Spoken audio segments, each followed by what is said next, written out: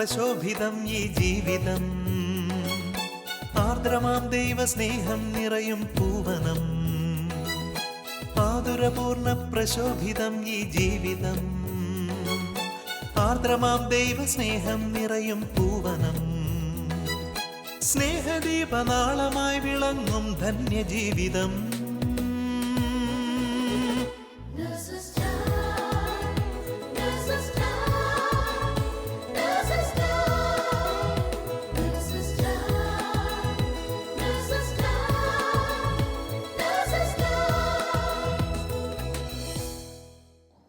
ഈശോമിശിഹായ്ക്ക് സ്തുതിയായിരിക്കട്ടെ. കർത്താവിൻ്റെ കരുതലും സ്നേഹവും ഓരോ നിമിഷവും നമുക്ക് അനുഭവിക്കാൻ ഇടവരട്ടെ എന്ന പ്രാർത്ഥനയോടെ ഇന്നത്തെ നേഴ്സസ് ടൈമിലേക്ക് എല്ലാ ശാലോം പ്രേക്ഷകരെയും സ്വാഗതം ചെയ്യുന്നു. 91 സങ്കീർത്തനം 7 തിരുവചനം. നിന്റെ പാർശ്വങ്ങളിൽ 1000 മരിച്ചു വീണേക്കാം, നിന്റെ വലതുവശത്ത് 10,000, എങ്കിലും നിനക്ക് ഒരനർത്ഥവും സംഭവിക്കുകയില്ല. 91 സങ്കീർത്തനം എല്ലാ ദിവസവും ചൊല്ലി പ്രാർത്ഥിക്കാറുണ്ടെങ്കിലും നമ്മൾ ഈ അനുഭവത്തിലൂടെ കടന്നു പോകുമ്പോഴാണ് അതിൻ്റെ ശക്തി മനസ്സിലാകുന്നത്. ഈ വചനത്തിൻ്റെ ശക്തി അനുഭവിച്ച ഒരു കുടുംബത്തെ നമുക്ക് പരിചയപ്പെടാം. ഈശോമിശിഹായ്ക്ക് സ്തുതിയായിരിക്കട്ടെ. എൻ്റെ പേര് ബിനോജ്. എൻ്റെ വൈഫ് സിന്ധു. ഞാനിവിടെ അബുദാബി വർക്ക് ചെയ്യുന്നു. സിന്ധു ഒരു നേഴ്സായിട്ട് വർക്ക് ചെയ്യുകയാണ്. ഇത് മൂത്ത മോൻ ക്രിസ്, ഇളയാൾ ക്രിസ്റ്റോ. സിന്ധു, 2020 ഏപ്രിൽ മെയ് മാസങ്ങളിലാണ് നമ്മൾ ഈ കോവിഡിൻ്റെ ഭീകരമായ അവസ്ഥയിലൂടെ ലോകം മുഴുവനും കടന്നു പോകുന്ന സമയമായിരുന്നു ആ സമയങ്ങൾ, അല്ലേ? അതെ. ആ സമയത്ത് നിങ്ങൾക്കും ഇതുപോലെയുള്ള ഒരു അനുഭവം ഉണ്ടായില്ലേ? ഉണ്ടായി. അതൊന്ന്. ആ വർഷം മെയ്യിൽ എനിക്കാണ് ആദ്യമായിട്ട് കോവിഡ് പോസിറ്റീവായത്. അപ്പം ഇവിടെ അബുദാബിയിൽ അച്ഛനും ഇളയ മോനും മാത്രമേ ഉണ്ടായിരുന്നുള്ളൂ. മൂത്തയാൾ നാട്ടിലായിരുന്നു. അപ്പം 2 ദിവസം കഴിഞ്ഞപ്പോൾ അവർക്കും പനി വന്നു. പിന്നെ അവരും കോവിഡ് പോസിറ്റീവായി. പനി കുറയാഞ്ഞത് കാരണം അച്ഛന് ഇവിടെ അടുത്തൊരു പ്രൈവറ്റ് ഹോസ്പിറ്റലിൽ എന്നാൽ ഞാൻ ഡോക്ടറെ കണ്ട് മെഡിസിൻ വാങ്ങിച്ചിട്ട് വരാമെന്നും പറഞ്ഞ് ഡ്രൈവ് ചെയ്ത് പോയിട്ട് അവിടെ ചെന്നപ്പം അവർ കോവിഡ് ന്യൂമോണിയ എന്ന് പറഞ്ഞ് വീട്ടിൽ പോകാൻ പറ്റില്ല, ഇവിടെ ICUവിൽ അഡ്മിറ്റ് ചെയ്യണമെന്ന് പറഞ്ഞു. അപ്പോൾ ഓക്സിജൻ്റെ ലെവലൊക്കെ ഇത്തിരി കുറവായിരുന്നു എന്ന് പറഞ്ഞു. പക്ഷേ ഇവിടുന്ന് പോകുമ്പം അധികം പ്രശ്നമൊന്നും ഇല്ലായിരുന്നു. അവിടെ ചെന്നു, ഓക്സിജൻ ഓക്സിജൻ വെച്ചു, ICUവിൽ അഡ്മിറ്റ് ചെയ്തു. ആദ്യത്തെ 2 ദിവസം കുഴപ്പമൊന്നും, ഓക്സിജൻ സപ്പോർട്ടിൽ കുഴപ്പമില്ലാതെ പോയി. പിന്നെ അത് കഴിഞ്ഞപ്പോഴത്തേക്ക് ഡോക്ടേഴ്സ് പറഞ്ഞു കണ്ടീഷൻ ബാഡാവുകയാണ്, ഓക്സിജൻ്റെ ലെവൽ കുറയുന്നു, നമുക്ക് വെന്റിലേറ്ററിലാക്കണമെന്ന് പറഞ്ഞു. 3-ാമത്തെ ദിവസം മിഡ്നൈറ്റ് ആയപ്പോഴത്തേക്ക്, അതായത് മിഡ്നൈറ്റിൽ വെന്റിലേറ്ററിലാക്കി. പിന്നെ അവർ സെഡേറ്റ് ചെയ്തു. 2 ദിവസം കഴിഞ്ഞപ്പം പ്രൈവറ്റ് ഹോസ്പിറ്റലിൽ നിന്ന് ഗവൺമെൻറ്റിലോട്ട് മാറ്റി. കണ്ടീഷൻ പിന്നെയും മോശമാകുമായിരുന്നു. അവിടെ ചെന്നും അവർ മെഡിസിൻസ് എല്ലാം കണ്ടിന്യൂ ചെയ്തു. 2-3 ദിവസം കഴിഞ്ഞപ്പോൾ ഡോക്ടേഴ്സ് പറഞ്ഞു ഇപ്പോൾ ഇത്തിരി ബെറ്റർ ആവുന്നുണ്ട്, നമുക്ക് മെഷീനിൽ നിന്ന് അധികം താമസിയാതെ തന്നെ മാറ്റാമെന്ന് പറഞ്ഞു, വെന്റിലേറ്ററിൽ നിന്ന്. അങ്ങനെ അപ്പോൾ നമ്മൾ ആശ്വസിച്ചിരിക്കുമായിരുന്നു. അപ്പോൾ ഈ സമയങ്ങളിൽ ഞാൻ നമ്മുടെ കൂട്ടായ്മയിൽ വിളിച്ചു പറഞ്ഞു, ഇങ്ങനെയാണ് അഡ്മിറ്റ് ആയെന്ന് തന്നെ, കോവിഡ് പോസിറ്റീവ് ആയെന്ന് തന്നെ. പിന്നെ അഡ്മിറ്റ് ആയപ്പോഴും പിന്നെയും വിളിച്ചു പറഞ്ഞു നിങ്ങൾ പ്രത്യേകം പ്രാർത്ഥിക്കണം, ഇതാണ് സിറ്റുവേഷൻ. അപ്പം ഇൻ്റർസെഷൻ മിനിസ്ട്രിയിലും എല്ലാവരും പറഞ്ഞ് പ്രത്യേകം പ്രാർത്ഥിച്ചു. പിന്നെ നാട്ടിലും നമ്മുടെ കൂട്ടായ്മകളിലും അച്ഛൻ്റെ സഹോദരൻ അച്ഛനും സഹോദരി സിസ്റ്ററുമാണ്. അപ്പം പിന്നെ ആൻറ്റിമാരും സിസ്റ്റേഴ്സ് ഉണ്ട്. അപ്പോൾ എല്ലാവരും അവരുടെ മഠങ്ങളിലും എല്ലാ കൂട്ടായ്മയിലും പിന്നെ ധ്യാന കേന്ദ്രത്തിലും നമ്മുടെ ഇടവകയിലും അതിരൂപത കൂട്ടായ്മയിലും എല്ലാം വിളിച്ചു പറഞ്ഞ് പ്രത്യേകം പ്രാർത്ഥനാ സഹായം ലോകം മുഴുവനും പ്രാർത്ഥിക്കുകയാണ് ശരിക്കും. അങ്ങനെ നമുക്ക് പറയാം, ലോകം മുഴുവൻ പ്രാർത്ഥിക്കുകയായിരുന്നു. ഞാനിപ്പം ഹോസ്പിറ്റലിൽ വിളിക്കുമ്പോഴത്തേക്ക് അല്ലെങ്കിൽ ചിലപ്പോൾ ഇങ്ങോട്ട് അവർ വിളിച്ച് പറയും ഓക്കെ ഇന്ന് നമ്മൾ മെഷീൻ വെന്റിലേറ്ററിൽ നിന്ന് മാറ്റാൻ ട്രൈ ചെയ്യുന്നുണ്ട്, വൈകുന്നേരം ആകുമ്പോൾ പക്ഷേ പറയുന്നു കണ്ടീഷൻ മോശമായി തിരിച്ച് പിന്നെയും മെഷീനെ തന്നെ ആക്കി, നമുക്ക് മാറ്റാൻ പറ്റിയില്ല. അങ്ങനെ 2-3 ദിവസം പോയി. പിന്നെ ഒരു ദിവസം ഡോക്ടർ പറഞ്ഞു പിന്നെ 3-4 ദിവസത്തേക്ക് ഒരു റെസ്പോൺസും ഇല്ലാതെ ആയിപ്പോയി. അപ്പോൾ ഡോക്ടർ പറഞ്ഞു നിനക്കറിയാമല്ലോ ഇപ്പോഴത്തെ സിറ്റുവേഷൻ അറിയാം, we are trying our level best, പക്ഷേ ഒന്നും ചെയ്യാൻ പറ്റുന്നില്ല, യു പ്രേ ടു ഗോഡ്. അപ്പോൾ അത് കേട്ടപ്പം എൻ്റെ പ്രതീക്ഷയെല്ലാം എല്ലാം നഷ്ടമായി. ദൈവത്തോട് നമ്മൾ കൂടുതൽ പ്രാർത്ഥിക്കുന്നുണ്ടെങ്കിലും ഞാൻ ഓർത്ത് ഈശോയെ എന്താ ഇത്, ഇത്രയും പ്രതീക്ഷിച്ചിട്ടും അത് ഇത്രയും പ്രാർത്ഥിച്ചിട്ടും ഇപ്പം ഇങ്ങനെ ഈ അവസ്ഥയിലൂടെയാണല്ലോ കടന്നു പോകുന്നത്. അപ്പോഴും ഞാൻ എന്നാ ചെയ്യും, കരഞ്ഞുകൊണ്ട് ഞാനും മോനും ജപമാല കൂടുതൽ ശക്തമായിട്ട് പ്രാർത്ഥിക്കാൻ തുടങ്ങി. പിന്നെ കൂട്ടായ്മയിൽ വിളിച്ച് എനിക്കറിയുന്ന എല്ലാവരെയും പറയും, ഇങ്ങനെയാണ് സിറ്റുവേഷൻ, പ്രത്യേകം പ്രാർത്ഥിക്കണം, കരഞ്ഞുകൊണ്ട് പറയുമായിരുന്നു. ആ അവസരത്തിൽ ഞങ്ങളിങ്ങനെ ഒരു ദിവസം ഇങ്ങനെ കരഞ്ഞ് പ്രാർത്ഥിച്ചുകൊണ്ടിരുന്ന സമയത്ത് എന്താണെന്നറിയത്തില്ല, ഭയങ്കരമായിട്ട് നല്ലൊരു സുഗന്ധം ഞങ്ങളുടെ ഫ്ലാറ്റിൽ, അതായത് ഞങ്ങളിരുന്ന സ്ഥലത്ത് നന്നായിട്ട് വന്നു. അപ്പോൾ ഞാൻ ഓർത്തു, നമ്മൾ പെർഫ്യൂം ഒന്നും അടിച്ചിട്ടില്ലല്ലോ, മോനോട് പറയും ഇതെന്തായി നല്ല മണം വരുന്നത്. അപ്പം കൊച്ചും പറഞ്ഞു നല്ല സ്മെല്ല് വരുന്നുണ്ടല്ലോ, നല്ല സുഗന്ധം വരുന്നുണ്ടല്ലോ എന്ന് പറഞ്ഞു. അപ്പം നോക്കിയപ്പം പ്രാർത്ഥിച്ചുകൊണ്ടിരുന്ന കൊന്തേന്നാണ് വന്നത്. കൊച്ചും മണത്ത് നോക്കിയപ്പം നല്ല മണം. മോനും കിട്ടിയായിരുന്നോ മാതാവിന്റെ സുഗന്ധം? കിട്ടി. എങ്ങനെയാ കിട്ടിയേ? ഞാൻ ജപമാല ചൊല്ലിക്കൊണ്ടിരിക്കുമ്പോൾ എൻ്റെ കയ്യിൽ നിന്നുള്ള, ഞാൻ എവിടെ നിന്ന് സ്മെല്ല് വരുന്നതെന്ന് ആലോചിച്ചു. എൻ്റെ കയ്യിലുള്ള കൊന്ത വെറുതെ എടുത്തു നോക്കുമ്പോൾ ഇതിനകത്തു നിന്നാണ് സ്മെല്ല് വരുന്നത്. എനിക്ക് മനസ്സിലായി ഇതിൻ്റെ സ്മെല്ലെന്ന് പറയുന്നത് റോസ് ഫ്ലവറിൻ്റെ സ്മെല്ലാണ്. അപ്പം ഈ സ്മെല്ല് 2 ദിവസത്തേനും ഫ്ലാറ്റ് മുഴുവനും ഉണ്ടായിരുന്നു. 2 ദിവസം മോൻ ആ സുഗന്ധം അനുഭവിക്കാൻ പറ്റിയല്ലേ? അപ്പോൾ നമ്മൾക്ക് നമ്മൾ വിശ്വസിച്ചു മാതാവിൻ്റെ സാന്നിധ്യമാണെന്ന് ഞങ്ങൾ ഓർത്തു. കൂടുതൽ പിന്നെ ശക്തമായിട്ട് ഇങ്ങനെ പ്രാർത്ഥിക്കാൻ ജപമാല കൂടുതൽ ചൊല്ലി പ്രാർത്ഥിച്ചു. പിന്നെ ആ സമയത്താണ് ഡോക്ടർ പറഞ്ഞു, ഓക്കെ നമ്മൾ ഈ സിറ്റുവേഷൻ ഇങ്ങനെ ആയതുകൊണ്ട് നമുക്ക് കൂടുതൽ ദിവസം വെന്റിലേറ്ററിൽ ഇങ്ങനെ വെക്കില്ല, നമ്മളതുകൊണ്ട് ട്രക്യോസ്റ്റമി ചെയ്യണം, അതായത് തൊണ്ടയിൽ ഒരു ഹോൾ ഇട്ടിട്ട് നമ്മൾ ഓക്സിജൻ സപ്പോർട്ടിൽ കൊടുക്കുവാന്ന് പറഞ്ഞു.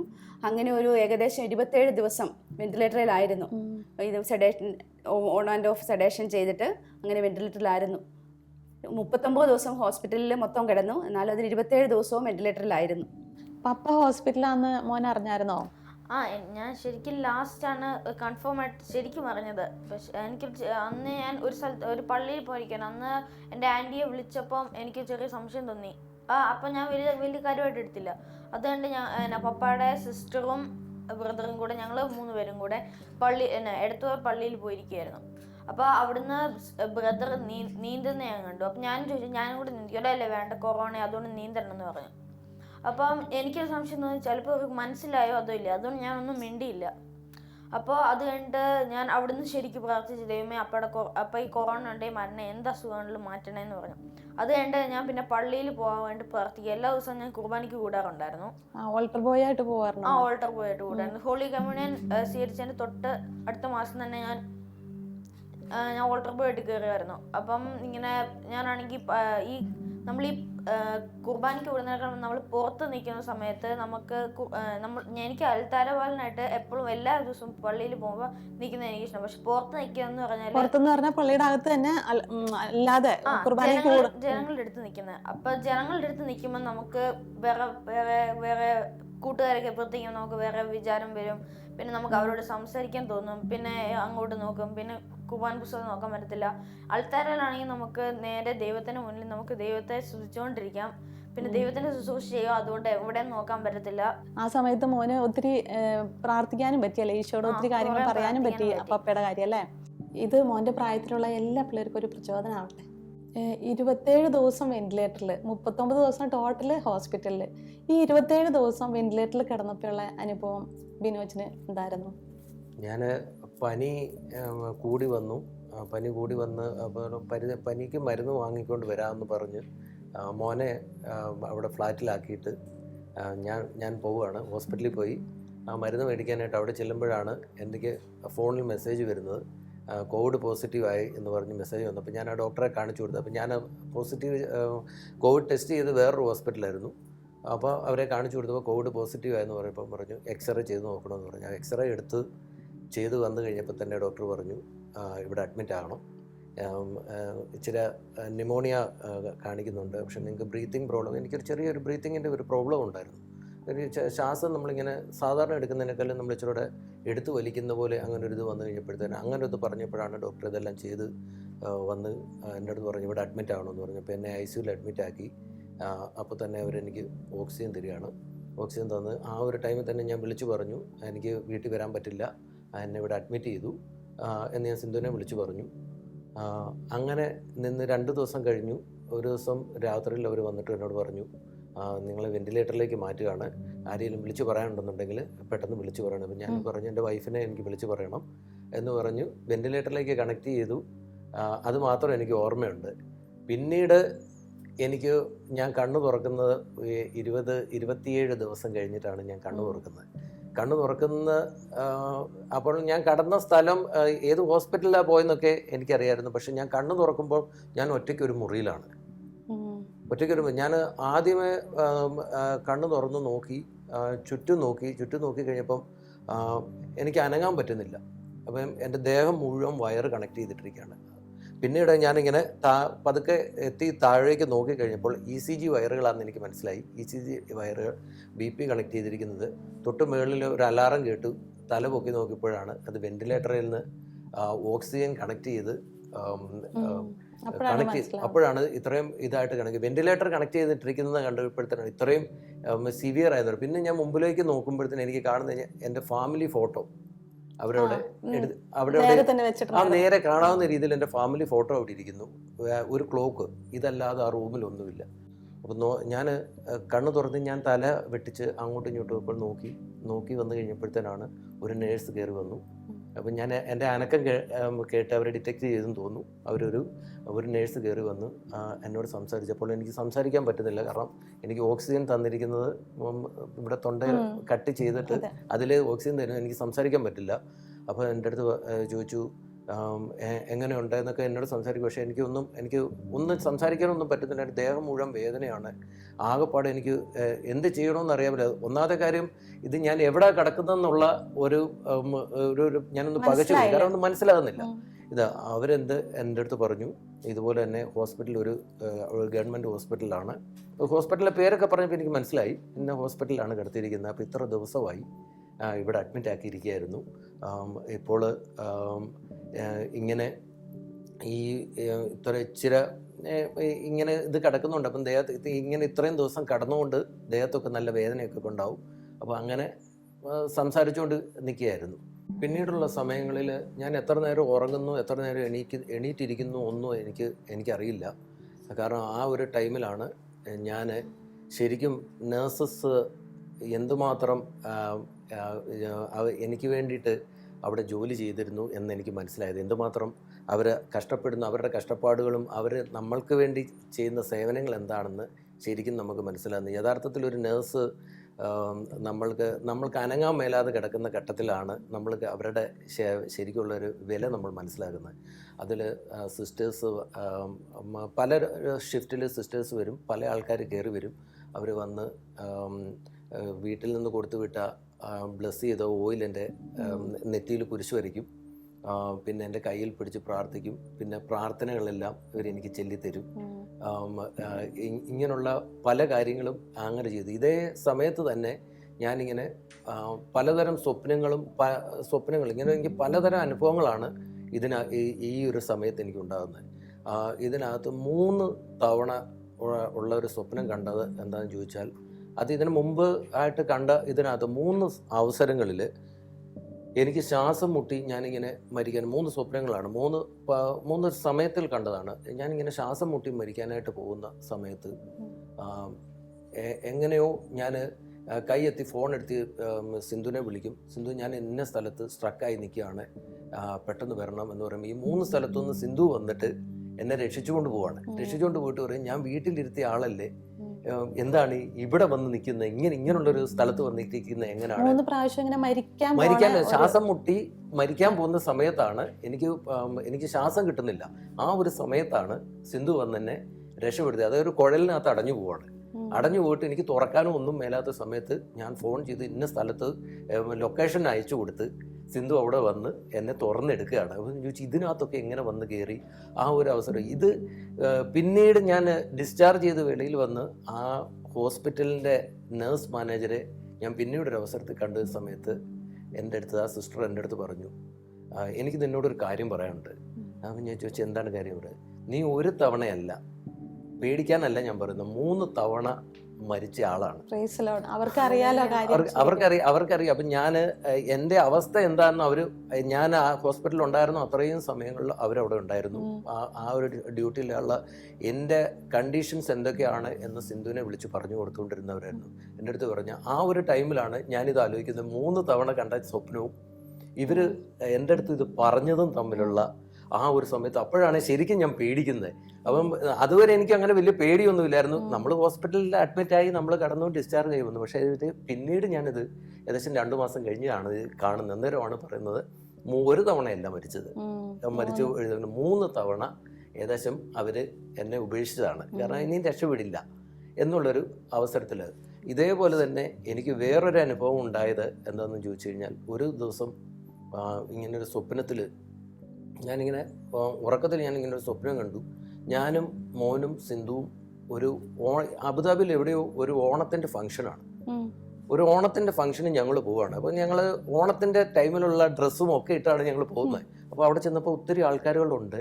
ഇവരെല്ലാം കണ്ട് അങ്ങനെ നിന്ന് കഴിഞ്ഞപ്പോൾ കുറേ നേരമായിട്ട് ഈ ഫംഗ്ഷനൊന്നും സ്റ്റാർട്ട് ചെയ്യാത്ത എന്താണെന്ന് ഞാൻ ഇങ്ങനെ ചോദിച്ചു കഴിഞ്ഞപ്പോഴത്തേന് പെട്ടെന്ന് ഞാൻ അവിടെ കേൾക്കുന്ന ഒരിതെന്ന് പറഞ്ഞാൽ 91 സങ്കീർത്തനമാണ് ഞാൻ കേൾക്കുന്നത്. അപ്പം ഞാനിങ്ങനെ പെട്ടെന്ന് അതിശയിച്ചു, ഈ 91 സങ്കീർത്തനം ഈ ഓണത്തിൻ്റെ പരിപാടിക്ക് എങ്ങനെ ഈ 91 സങ്കീർത്തനം കേൾക്കുന്നത്? ഇപ്പോൾ ഇവർക്ക് ഇനി ഇത് മാറിപ്പോയതാണോ? പക്ഷെ അപ്പോൾ എല്ലാവരും സൈലൻ്റ് ആയിട്ട് ഇങ്ങനെ ഇരിക്കുന്നു. അപ്പം അത് കഴിഞ്ഞ് കുറച്ച് കഴിഞ്ഞപ്പോൾ ഞാൻ കണ്ണു തുറന്നു കഴിഞ്ഞപ്പോൾ റൂമിലൊരു സിസ്റ്റർ കയറി വന്നിട്ട് പറഞ്ഞു, ഇതുപോലെ തന്നെ ചേട്ടൻ്റെ വീട്ടിൽ നിന്ന് ഒരു റെക്കോർഡ് കൊടുത്ത് വിട്ടിട്ടുണ്ട്. അപ്പം ഞാനത് പ്ലേ ചെയ്യട്ടെ, ചേട്ടൻ കുറേ പാട്ടുകളാണ്, കുറേ ഭക്തിഗാനങ്ങളും എല്ലാം ഇതിനകത്തുണ്ട്, അപ്പോൾ പാട്ടുകളാണ്, അപ്പം ഞാൻ പ്ലേ ചെയ്യട്ടെ എന്ന് ചോദിച്ചു. അപ്പം ഞാനിങ്ങനെ തലയാട്ടി പ്ലേ ചെയ്യാൻ പറഞ്ഞു. അപ്പോൾ അതിനകത്തുകൊണ്ട് ഞാൻ കേൾക്കുന്നത്, അവർ പ്ലേ ചെയ്ത് ആദ്യം കേൾക്കുന്നത് 91 സങ്കീർത്തനമാണ്. ഈ സെയിം ഇത് ഞാൻ ഈ സ്വപ്നത്തിൽ കേട്ട അത് തന്നെ ഞാൻ ഇതിനകത്തുനിന്ന് കേട്ടു. അപ്പം ശരിക്കും ഞാൻ അതിശയിച്ചു പോയി. ഇതുണ്ട് ഈ 91 സങ്കീർത്തനം. എനിക്ക് ഇതിന് ഒരു അനുഭവം പറയാനുള്ളത് എന്താണെന്ന് ചോദിച്ചു കഴിഞ്ഞാൽ, ആദ്യം സിന്ധു ഇവിടെ വന്ന സമയത്ത് ജോലിക്ക് പോകുമ്പം ബൈബിൾ എടുത്ത് 91 സങ്കീർത്തനം ഉറക്കെ ചെല്ലുന്നേക്കുക. അപ്പോൾ അതിനകത്ത് ചില വേർഡുകൾ ആദ്യം എനിക്ക് വലിയ താല്പര്യം ഞാനത് കാണിച്ചില്ല. പക്ഷേ അതിനകത്ത് ചില വേർഡുകൾ ഉറക്കെ ചെല്ലുമ്പോൾ ചില വേർഡുകൾ എനിക്ക് അവിടെ നിന്ന് വേടൻ്റെ കെണിയിൽ നിന്നും മാരകമായ മഹാമാരിയിൽ നിന്ന് രക്ഷിക്കും എന്നുള്ള അങ്ങനെ 1-2 ഇത് ഇങ്ങനെ മെയിനായിട്ട് ഞാനിത് കേൾക്കാൻ തുടങ്ങിയപ്പോൾ ഞാനത് ശ്രദ്ധിച്ചു. പിന്നെ ഇത് ചെല്ലുമ്പോഴത്തേനും ഞാനും സൈലൻ്റ് ആയിട്ടിരുന്ന് കേൾക്കും. അങ്ങനെ വന്നു കഴിഞ്ഞപ്പോഴത്തേനാണ് ഞാൻ മോനൊരു 2.5 വയസ്സ് ഉള്ള സമയത്തായിരുന്നു. അപ്പോൾ അവൻ എന്നെ സിന്ധു നൈറ്റ് ഡ്യൂട്ടിക്ക് പോകുന്ന സമയത്ത് ഇവൻ എൻ്റെ കൂടാണ്. അപ്പം ഇവൻ എൻ്റെ കൂടെ ഇങ്ങനെ ഇത് ചെയ്യുന്ന സമയത്ത് ഞാൻ ഇവനെ പതുക്കെ ആദ്യം ഞാൻ പഠിപ്പിച്ചത് എത്രയും ദൈവമുള്ള പ്രാർത്ഥനയാണ് പഠിപ്പിച്ചത്. അത് ഒരു 2 ദിവസം കൊണ്ട് ആ ഒരു പ്രായത്തിൽ അത് ഇവൻ ശരിക്കും സംസാരിക്കാൻ പോലും തുടങ്ങിയിട്ടില്ല. ആ ഒരു പ്രായത്തിൽ ഇവനിത് പെട്ടെന്ന് ഇവൻ പഠിച്ചു. അപ്പോൾ ഞാൻ സിന്ധുവിനോട് പറഞ്ഞു, സിന്ധു എത്രയും ദൈവമുള്ള മാതാവ് ഇവൻ പഠിച്ചു. എന്നാൽ പറഞ്ഞു നമുക്ക് 91 സങ്കീർത്തനം ഒന്ന് പഠിപ്പിച്ചു നോക്കില്ല. ആദ്യത്തെ ദിവസം 5 ലൈൻ ഞാൻ പഠിപ്പിച്ചു. 5 ലൈൻ പഠിപ്പിച്ചപ്പോൾ പുള്ളി അത് കാണാതെ ചെല്ലി. പക്ഷെ ശരിക്കും തിരിയത്തൊന്നുമില്ല. അത് കഴിഞ്ഞ് 2-3 ദിവസം കൊണ്ട് എന്നെ ഇത് മുഴുവൻ കാണാതെ ചെല്ലി കേൾപ്പിച്ചു. മോനറിയാവോ 91 സങ്കീർത്തനം കാണാതെ? ശരിക്കും ഈ 91 സങ്കീർത്തനം ശരിക്കും അന്ന് നിങ്ങളുടെ ജീവിതത്തിൽ ശരിക്കും അത് അനുഭവിച്ചു അല്ലേ? അത് ശരിക്കും അനുഭവിച്ചു. കാരണം ചോദിച്ചു കഴിഞ്ഞാൽ ഞാൻ ഇത് 91 സങ്കീർത്തനം സിന്ധു ചെല്ലുന്ന കേട്ടിട്ടാണ് എനിക്ക് അതിനകത്ത് ചില വേർഡുകൾ എനിക്ക് ശരിക്കും സ്ട്രൈക്ക് ചെയ്ത്, അത് നിന്നെ വേടന്റെ കെണിയിൽ നിന്നും മാരകമായ മഹാമാരിയിൽ നിന്ന് രക്ഷിക്കും അങ്ങനെയൊക്കെ ഉള്ളതെന്ന് പറയുമ്പോൾ നമ്മളെ ഒരു പ്രൊട്ടക്റ്റീവ് പ്രാർത്ഥനയാണല്ലോ എന്നുള്ള രീതിയിലാണ് ഞാൻ ഇതിനെ. മുമ്പൊക്കെ ഇത് കോവിഡ് പറഞ്ഞതിന് മുമ്പൊക്കെ ശരിക്കും പ്രാർത്ഥിക്കായിരുന്നോ? ഞാൻ പ്രാർത്ഥനയിൽ ഉണ്ടായിരുന്നു, ഈ കുടുംബ പ്രാർത്ഥന ഉണ്ടായിരുന്നു. അതുപോലെ തന്നെ ഞങ്ങൾ വെള്ളിയാഴ്ചകളിലായിരുന്നു മിക്കവാറും പള്ളിയിൽ പോകുന്നു. വെള്ളിയാഴ്ച രാവിലത്തെ കുർബാനയ്ക്ക് പള്ളിയിൽ പോരും. അങ്ങനെ അതേ ഉള്ളൂ. മലയാളം കുർബാനയ്ക്കല്ല ഞങ്ങൾ പോകുന്നത് ഇംഗ്ലീഷ് കുർബാനയ്ക്ക് രാവിലെ 6:30 കുർബാനയ്ക്കായിരുന്നു ഇവിടെ പോയിക്കൊണ്ടിരുന്നത്. അപ്പം സിന്ധു കാണാൻ പോയായിരുന്നോ? ആദ്യമായിട്ട് ഞാൻ ഹോസ്പിറ്റലിൽ കാണാൻ പോയപ്പോഴത്തേക്ക് നമ്മളെ അറിയുന്ന ആ സിസ്റ്റർ വന്ന് കൂട്ടിക്കൊണ്ട് പോയി. അപ്പോൾ എൻ്റെ കൂടെ വേറൊരു ലേഡി ഉണ്ടായിരുന്നു, അവർ കരയുന്നുണ്ടായിരുന്നു. അപ്പോൾ എനിക്ക് മനസ്സിലായില്ല എന്താ. അപ്പം ഞങ്ങൾ രണ്ടുപേരും ആ സിസ്റ്റർ നല്ല സ്നേഹത്തോടെയും കരുതലോടെയും കൂട്ടിക്കൊണ്ട് പോന്നു. പിന്നെയാണ് ഞാൻ ലിഫ്റ്റിൽ നിന്ന് ഇറങ്ങിയപ്പോഴാണ് മനസ്സിലാക്കുന്നത് അവരുടെ ഹസ്ബൻഡ് മരിച്ചുപോയി. അപ്പോൾ ഞാൻ ഓർത്ത് ദൈവമേ എന്തായിരിക്കാം എൻ്റെ ഹസ്ബൻഡിൻ്റെയും അവസ്ഥ. അപ്പോൾ ഞാനിങ്ങനെ പ്രാർത്ഥിച്ചു. ജപമാല കൂടുതൽ എൻ്റെ കയ്യിലിരുന്ന ജപമാല കൂടുതൽ നന്മ നിറഞ്ഞവരെയും ശക്തമായിട്ട് പ്രാർത്ഥിക്കാൻ തുടങ്ങി. പിന്നെ അതേപോലെ സങ്കീർത്തനം 23:4 മരണത്തിന്റെ നിഴൽ വീണ താഴ്വരയിലൂടെയാണ് ഞാൻ നടക്കുന്നതെങ്കിലും അങ്ങയുടെ കൂടെയുള്ളതിനാൽ ഞാൻ ഭയപ്പെടുകയില്ല. ആ സങ്കീർത്തനം പറഞ്ഞ് ഞാൻ പ്രാർത്ഥിക്കുമായിരുന്നു. അപ്പോൾ അതെൻ്റെ മനസ്സിലോട്ട് വന്നു. അതും അപ്പോൾ ആ സമയത്ത് ഞാൻ പ്രാർത്ഥിച്ചു. അങ്ങനെ ചെല്ലുമ്പോൾ ആ റൂമിൽ ചെല്ലുമ്പോഴത്തേക്ക് അച്ഛന് ബോധമുണ്ട്. എന്നെ കൈപൊക്കി കാണിച്ചു. എന്നിട്ട് ഇരുന്ന് സംസാരിക്കാൻ പറ്റില്ല, പക്ഷേ നമുക്ക് എഴുതി കാണിക്കാം. അപ്പോൾ എന്നോട് ചെന്ന ഉടനെ മോൻ എന്തിയെന്ന് ചോദിച്ചു. ഞാൻ പറഞ്ഞു ഇവിടെ സുഖമായിട്ടിരിക്കുന്നു. അപ്പോൾ എഴുതി കാണിക്കുകയാണ്, ആ ലേഡി പോയോ എന്ന്. അപ്പോൾ എനിക്ക് മനസ്സിലായില്ല ഏത് ലേഡി. അപ്പോൾ ഞാൻ ചോദിച്ചു ഏത് ലേഡി. അപ്പോൾ അങ്ങനെ എന്നോട് ചോദിക്കുന്നു. അപ്പോൾ അതിന് മുന്നേ ഇത് ഏത് സമയം അറിയത്തില്ല. ഞാൻ ഒരു സ്വപ്നം കാണുകയാണ്. ഞാൻ വീട്ടിൽ വൈകുന്നേരം കയറി ചെല്ലുമ്പോഴത്തേന് ഞങ്ങളുടെ റൂമിൽ ഒരു സ്ത്രീ നിൽക്കുന്നു. അപ്പോൾ ഞാനിങ്ങനെ എത്തി നോക്കി. അപ്പം ഞാനിങ്ങനെ പെട്ടെന്ന് ആലോചിച്ചു, ഇതെങ്ങനെ ഇവർ ഞങ്ങളുടെ റൂമിൽ നിൽക്കുന്നത്. അപ്പോൾ ഞാൻ സിന്ധുവിനോട് ചോദിച്ചു, സിന്ധു അതാരാ? അവിടുന്ന് പറഞ്ഞ് 2 ദിവസത്തേന് വന്നതാണ്. പക്ഷേ അതെനിക്ക് കൺവിൻസിങ് ആയിട്ടുള്ളൊരു മറുപടി സിന്ധു പറയുന്നില്ല. അവിടെ നിന്നോട്ടെ, 2 ദിവസത്തേന് നിന്നോട്ടെ, കുഴപ്പമില്ല എന്ന് പറഞ്ഞിട്ട് പറയും, നമുക്കിന്ന് ഈ റൂമിൽ നിൽക്കാം, ഈ റൂമിൽ നിന്ന് നമുക്കിന്ന് താമസിക്കാം, അവരവിടെ താമസിച്ചോട്ടെന്ന് പറഞ്ഞു. പിറ്റേ ദിവസം അതേപോലെ തന്നെ ഞാൻ ഡ്യൂട്ടി കഴിഞ്ഞ് കയറി വരുമ്പോഴത്തേന് ഇതും സ്വപ്നത്തിൽ തന്നെയാണ്. പിറ്റേ ദിവസം ഇതേപോലെ തന്നെ ഞാൻ കയറി വന്ന് നോക്കുമ്പോഴത്തേന് ഇവരുമുണ്ട്, ഇവരുടെ കൂടെ മോനും ഉണ്ട്. അപ്പം ഞാൻ സിന്ധുവിനെ വിളിച്ചിട്ട് ചോദിച്ചു, ആദ്യം അവർ വന്നു, രണ്ടാമത് ഇവരുടെ മോന് വന്നു, ഇവരാര്, എന്തിന് ഇവരിവിടെ വന്നു, ഇവരാരാണ്, ആദ്യം എന്നോട് പറ. അപ്പോൾ പറഞ്ഞു, ഇല്ല അത് കുഴപ്പമില്ല, അവർ 2 ദിവസം കഴിയുമ്പോഴത്തേന് 2 ദിവസത്തിന്. അപ്പോൾ ഞാൻ പിന്നെ വിചാരിച്ചു ഈ സമയമായതുകൊണ്ട് ഇനിയിപ്പോൾ അങ്ങനെ വല്ലതും ആരെങ്കിലും പരിചയത്തിൽ വല്ലതും വന്നായിരിക്കുന്നു കരുതി ഇതൊന്നും. പിന്നീട് ഞാൻ പുറത്ത് പോകുന്ന സമയത്ത് ഞാനൊരു 4-5 സ്ഥലത്ത് വെച്ച് ഞാൻ ഇവരുടെ മോനെ കാണുന്നുണ്ട്. പല സ്ഥലങ്ങളിലായിട്ട് സ്വപ്നത്തിൽ തന്നെയാണ് ഞാൻ ഇവരുടെ മോനെ കാണുകയാണ്. അപ്പോൾ ഞാൻ ഈ കാണുന്ന സമയങ്ങളിലെല്ലാം ഞാൻ ഫോൺ ചെയ്ത് സിന്ധുവിനെ വിളിച്ചു പറഞ്ഞു, അവരുടെ മോനെ ഞാൻ ഇന്ന സ്ഥലത്ത് വെച്ച് കണ്ടു, ഞാൻ ഇവിടെ കണ്ടു, ഈ കടയിൽ നിൽക്കുന്നുണ്ട്, അവിടെ ജംഗ്ഷനിൽ നിൽപ്പുണ്ട്, ഇതെന്താ അവരുണ്ടോ അവിടെ എന്നൊക്കെ ഞാൻ സിന്ധുവിനോട് ചോദിക്കുകയാണ്. അത് കഴിഞ്ഞിട്ടാണ് ഞാൻ വന്നവൾ. അപ്പോൾ എൻ്റെ മനസ്സിൽ ഇപ്പം ഇവർ കിടക്കുക, എപ്പോഴും എനിക്ക് എൻ്റെ മനസ്സിൽ കിടക്കുന്ന തന്നെ ചോദിച്ചാൽ ഇവരവിടെ താമസിക്കാം. സിന്ധു വന്ന് കയറി മോൻ്റെ കാര്യം ചോദിച്ചു. പിന്നെ ഒരു റൈറ്റിംഗ് പാഡ് എനിക്ക് അവിടെ വെച്ചിട്ടുണ്ട്. അപ്പോൾ അതിൽ കൈ എനിക്ക് തീരെ മേലെ, എനിക്ക് അത്ര ശക്തിയൊന്നുമില്ല, എങ്കിലും ഞാൻ എഴുതി കാണിക്കുന്നത് ആ ലേഡി എവിടെ എന്ന് ഞാൻ എഴുതി കാണിച്ചു. അന്നേരം സിന്ധു ഒന്ന് കൺഫ്യൂസ്ഡ് ആകണം, ഭയങ്കരമായിട്ട് സിന്ധു ഇത് ചെയ്യാണ്, അങ്ങനെ ഒരാളില്ല. കുറച്ചു നേരം കഴിഞ്ഞപ്പോഴത്തേന് ഞാൻ പറഞ്ഞു ഉണ്ട്, അവരെ ഇറക്കി വിട്ടു. അപ്പം ഞാൻ വിചാരിക്കും സിന്ധു വീണ്ടും എന്നോട് കള്ളം പറഞ്ഞ് അവരവിടെ താമസിക്കട്ടെ എന്നുള്ള രീതിയിൽ. അപ്പോൾ ഞാൻ പറഞ്ഞു കൊച്ചുണ്ട് അവിടെ, കൊച്ചുകൂടെ ഇത് ചെയ്യുമ്പോഴത്തേന് എങ്ങനെയാണ് ഇവരവിടെ വരുമ്പോഴത്തേന് ഇവരെ അറിയില്ലാത്ത ഇവരെങ്ങനെ അവിടെ താമസിക്കുന്നത് എന്നാണ് ഞാൻ ചോദിക്കുന്നത്. അപ്പം ഇത് കഴിഞ്ഞിട്ടാണ് വീട്ടിൽ വരുമ്പോഴത്തേനാണ്, ഡിസ്ചാർജ് ചെയ്ത് കഴിഞ്ഞ് ഞാൻ വീട്ടിൽ വരുമ്പോഴത്തേനാണ് വീട്ടിൽ നിന്ന് ജപമാലയിൽ നിന്ന് ഇവർക്ക് റോസാപ്പൂവിൻ്റെ മണം വന്നെന്ന് പറഞ്ഞ സുഗന്ധം കിട്ടിയെന്നും ഒക്കെ പറയുന്ന കാര്യങ്ങളും എല്ലാം ഞാൻ പിന്നീട് വന്നു കഴിഞ്ഞപ്പോഴത്തേനാണ് ഞാൻ പറഞ്ഞു, ഞാൻ കണ്ടത്, ഞാൻ സ്ഥലം വരെ കാണിച്ചു കൊടുത്തു, ഞാൻ ഇവിടെ നിൽക്കുന്നതാണ് ഞാൻ കണ്ടത്, സ്വപ്നത്തിൽ കണ്ടത് എന്ന് പറഞ്ഞ് ഞാൻ ഓരോ സ്ഥലങ്ങളും ഞാൻ ഇവരെ കാണിച്ചു കൊടുത്തു. അപ്പോൾ ഞങ്ങൾ പൂർണ്ണമായും വിശ്വസിച്ചത് മാതാവിൻ്റെ ഒരു സാന്നിധ്യമായിരുന്നു. അങ്ങനെ ഞങ്ങൾ വിശ്വസിച്ചു. ചാർജ് കഴിഞ്ഞ് വന്നു കഴിഞ്ഞപ്പോൾ എങ്ങനെയായിരുന്നു?